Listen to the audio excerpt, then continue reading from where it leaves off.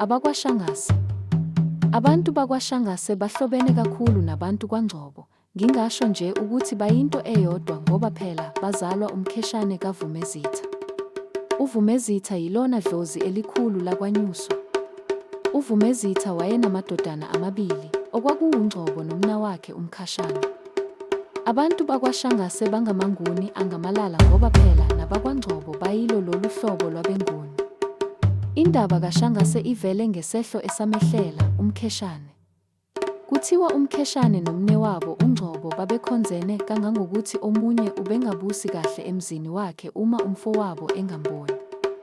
Kuthiwa kwathi ngelinye ilanga kubuswa nje emzini kaNgcobo, kukhona amakhosikazi kaNgcobo, kukhona noMkheshane, kwezwakala uNgcobo ebuza umbuzo oxakile kumakhosikazi, kowaba ngumbuzo owawadida amakhosikazi kwaze kwadideka noMkheshane uqobo. Wadideka wacabanga ukuthi ngabe useqiwe ukudla kakhulu yini. Amakhosikazi wona acabanga ukuthi uyitazingcokolela nje. Lo mbuzo oyindida wabuzwa nguNgcobo ewubhekise kumakhosikazi akhe ukuthi uma eseshonile yena la amakhosikazi afisa ukungenwa ngubani. Amakhosikazi ngenxa yokuthi acabanga ukuthi uyazingcokolela nje athi azongenwa nguMkheshane. Bathi wathukuthela wagana unwabu uNgcobo wabhekisa kuMkheshane wathi, okusho ukuthi usuzongibulala ngoba uzwa abafazi bami bethi uma sengifile bazogana wena. Wabaleka uMkheshane wayocasha kubantu bakwaDube ngasothukela. Bathi akaphathekanga kahle uMkheshane ezweni lakwaDube. Kuthiwa wathi lapha ekuzwa lokho uNgcobo ukuthi umnawakhe usengundingasithebeni ezweni lakwaDube, wathinteka enhliziyweni. Wathumela izithunywa ukuba zimlande. Uma efika umbuza umbuzo futhi ukuthi uphumaphi.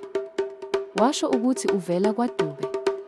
Wathi awu, fowethu ubuShangase. Okusho ukuthi ubekade engumZulane. Kusukela lapho abantu bakaMkheshane kwathiwa ngabakwaShangase. Ukwelamana kwabakwaShangase. UVumezitha, ozalwa uMthebe, wazala uNgcobo noMkheshane. uMkheshane wazala uThomani. uThomani wazala uMajola, hhayi isibongo. uMajola wazala uShulu. uShuku wazala uMvula. uMvula wazala uNdaleka. uNdaleka wazala uGusha.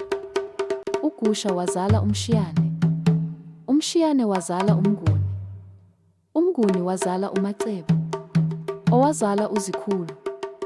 Izithakazelo zakwaShangase: Shuku, Mkheshane, Mvula, Ndaleka, Thomani, Vumezitha, Fuze afulele, Nkomo esengelwa emeveni, Sibindi esimnyama. Zinamandla lezo nkomo zendlovu yakwaShangase. Mashiya mahle sengathi azoshumayela. Wena kaNogujwa, inkosi kayiqedwa. Siyabonga kakhulu nina beSilo. Uma nifuna sisho izithakazelo zakho nomlando wakini, gcina nje ama-comment ngesibongo sakho noma isithakazelo sakho, sizokwenza.